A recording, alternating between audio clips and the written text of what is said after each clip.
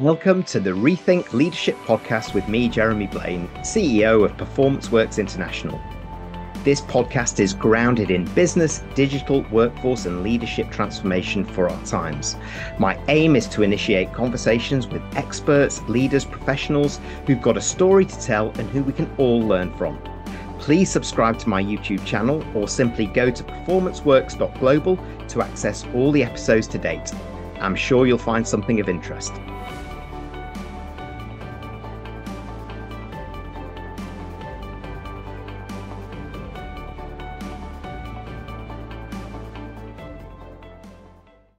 Hello and welcome to this episode of the Rethink Leadership Podcast.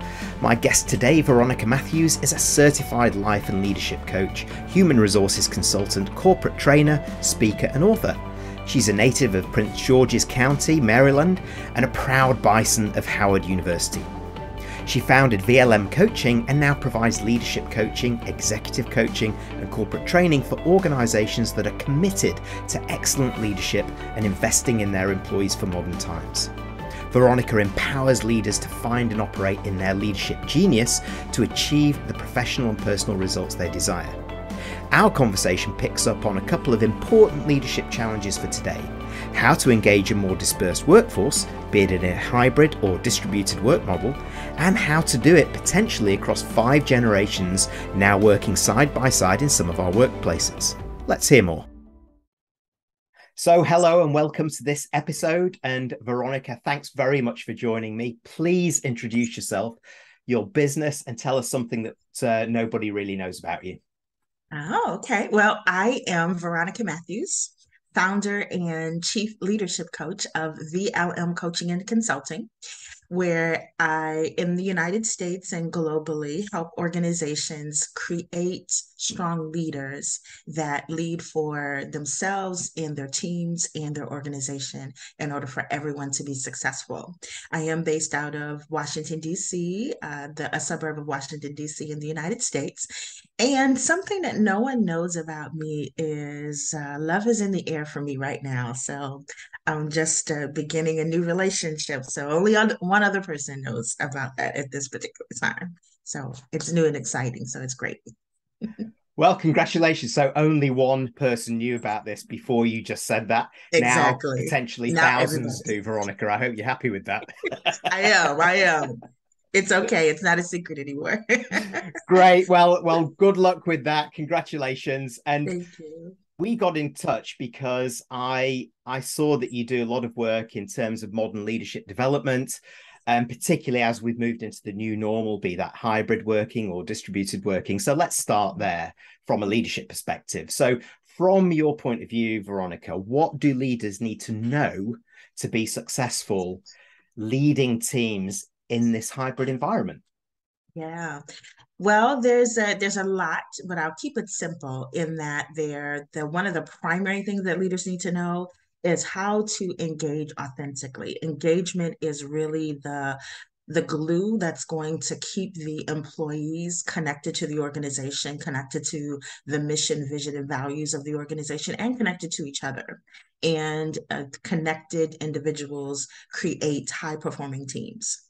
So engaging authentically and doing that from a place of comfort. You don't have to be an extrovert to engage authentically. You just have to care about others. So that leads to the next thing, which is to be accessible to their employees, because in a distributed environment or in a hybrid environment, you have some people are going to be in the office. Hopefully, everybody will be in the office on the same day to increase collaboration. And there needs to be a level of accessibility. They need to know that just like old times, they could walk down the hall and find you in your office, or maybe even set up a Teams meeting, that to be able to get to the leader and to be able to know that they can access you, and that you're visible, and that you desire to be open and available to them. Another thing is how to set clear expectations and communicate with courage, because Feedback, all it is information. It's information that helps people grow and develop and really figure out how to right size, and being able to deliver solid, effective communication is key. So I would think those are the primary things that that the leaders need to know in this particular age. And they resonate for me particularly. That engaging authentically is so important in the age of human-centered leadership, empathy being the number one need from employees when they look to their leaders, according to a lot of research, of course, over the last couple of years.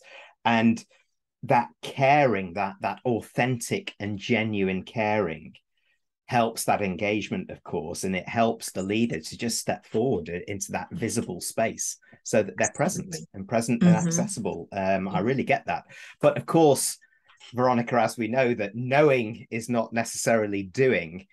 And this is where leaders can fail because they don't Mm-hmm. implement this very well, if you like. So, what do Yes. leaders need to do differently to be successful leading those teams in the hybrid environment in an engaged way?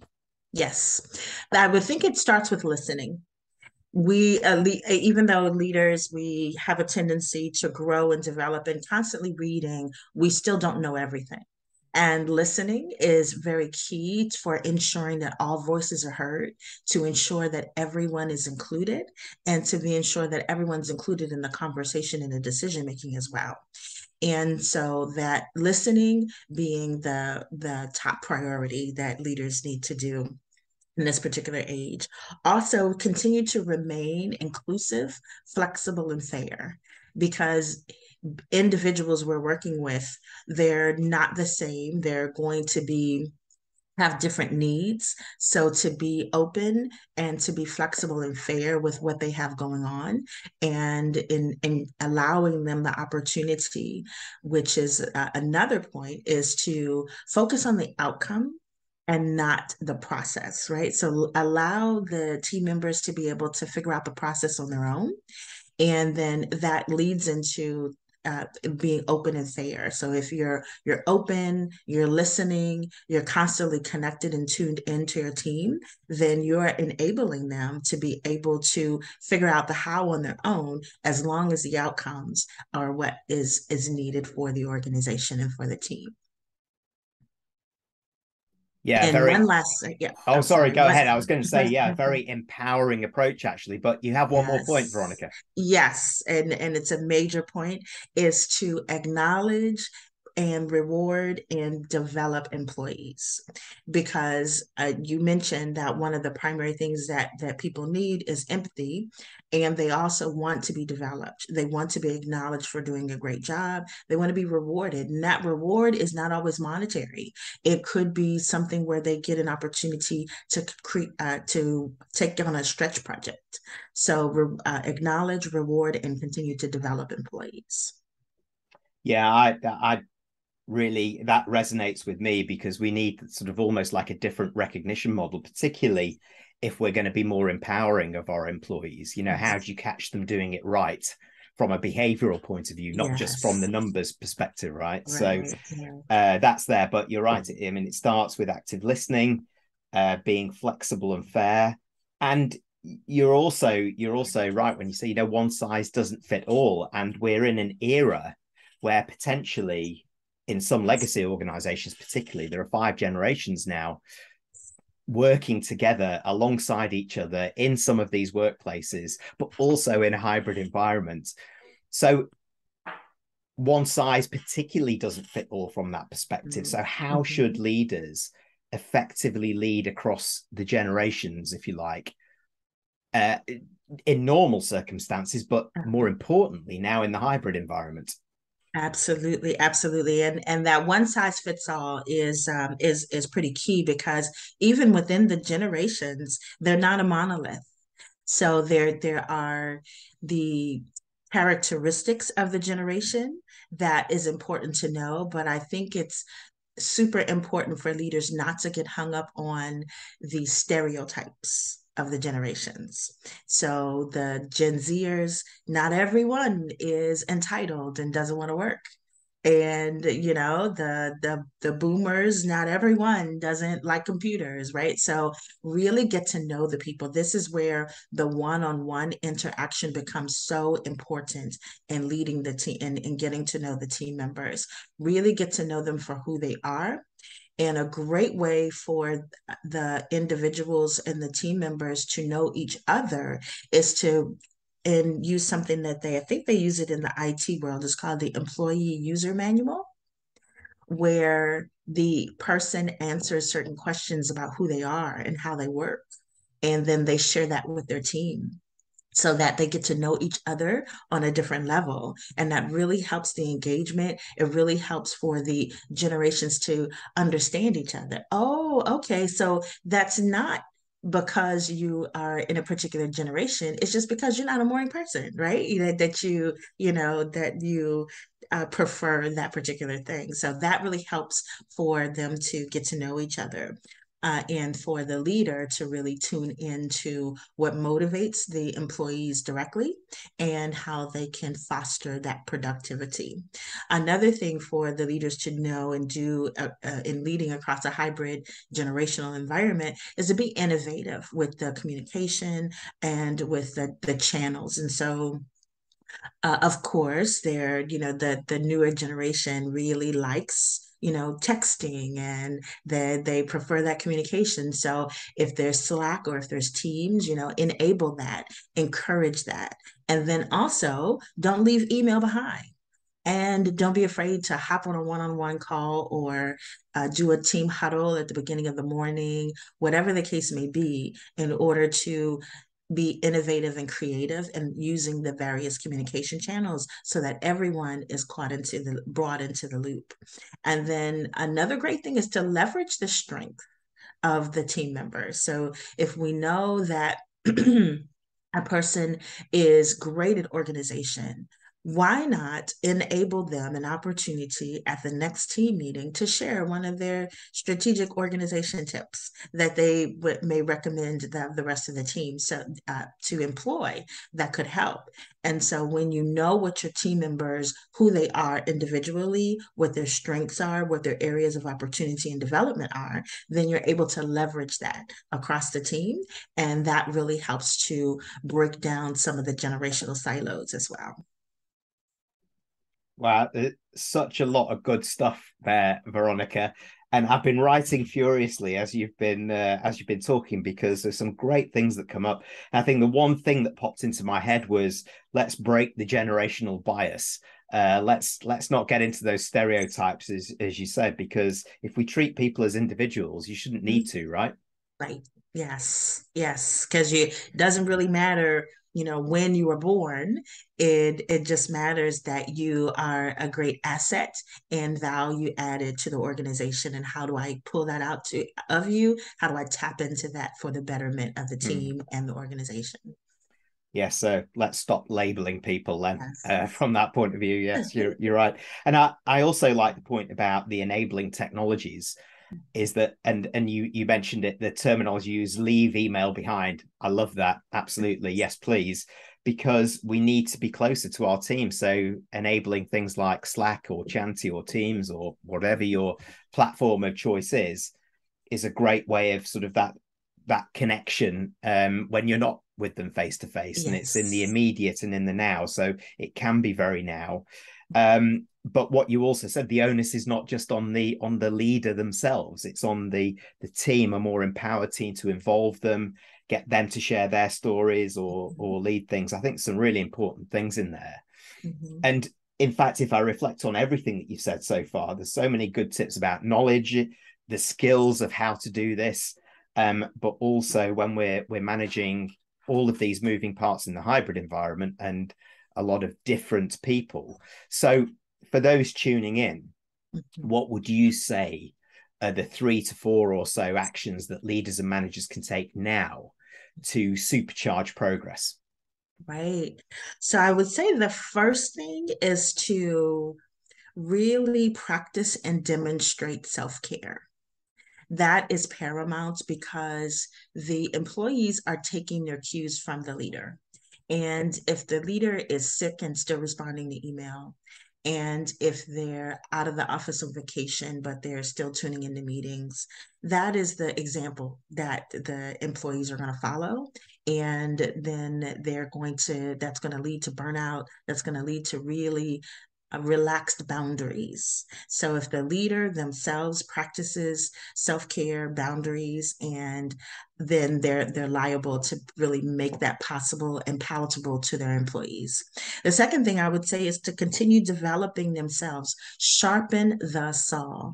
Sharpen the saw with reading. Sharpen the saw with the Rethink Leadership podcast. Sharpen the saw with the getting a coach or tapping into a mentor, but continue to sharpen the saw, and then you're going to pass that down to your team. And then lastly, I would say is also continue to foster trust. Trust is super important in the hybrid environment because you want to know, and the leader needs to be able to trust that their employees are really working when they can't see them. And then the employee really needs to trust that their leader is going to have their back and is really going to help them grow and accomplish what they want to do within the organization. So I would say those are the top three things that leaders can do right now in order to be able to supercharge their success. Yeah, I love that kind of mutualized trust point. That's just so important. And it wasn't lost on me as well that, you know, keeping the saw sharp, that you mentioned this podcast. Thank you very much. That's a great, excellent that you put in there in the middle. And honestly, everybody, I didn't ask for that. But no, thank you very much, Veronica. But you're so right. I think it's been said, and there's a lot of research at the moment that the leadership and in some cases management leadership learning curve is one of the steepest at the moment, because there's been a dearth of learning for that level over the last few years, and the acceleration is really needed. And there is also new research that I've read about a lot of leaders now saying, yes, we need to take care of ourselves, because for the first time they're coming out and saying, you know what, yeah, it's about my mental health and physical well-being as well as my employees. And you know what, I'm struggling, I need a bit of help. So that self-care, that openness that you talked about before, that demonstrating of sort of great empathy within the organization, I think can start to bring the levels closer together and break down some of those hierarchical barriers. Would you agree with that? Absolutely, absolutely, definitely. Yeah, that because it really is that example setting, and it's the culture of the organization. And sometimes the culture of the organization is top down, where it's pushed that, yeah, we work our fingers to the bone. And other times it's like, okay, we work hard, but we also take care of ourselves. And if you are modeling that, then that could be up and across the organization as well to change. Yeah, and in fact, it's something we hadn't mentioned, but of course is implicit in everything that you've said. Culture is at the heart of this, and that evolved culture for everybody to be aligned to. And there's so much that has come out of that, Veronica. Thank you very much for joining me. And I'm sure many people who are tuning in will want to contact you, continue the discussion. So how do they get in touch? What's best? Great. Well, it's I am redesigning my website, but right now it still is vlmcoaching.com. And I am at VLM Coaching on Facebook and Instagram and also on LinkedIn, but I'm Veronica Matthews on LinkedIn as well. And then and my email address is veronica@vlmcoaching.com. I'd love to have a dialogue. Great. Well, thank you so much for joining me, Veronica. It's been so much actually has come out of this. There are so many key messages that have come out, and I'm going to go back and listen to it myself and make sure I summarize this and do it justice when we get this posting out there. Thank you for joining me. Thank you so much for having me, Jeremy. It's been a pleasure. Thank you for tuning in to this episode of the Rethink Leadership Podcast with me, Jeremy Blain. Please subscribe to my YouTube channel or simply go to performanceworks.global to access all the episodes to date. We'll see you next time.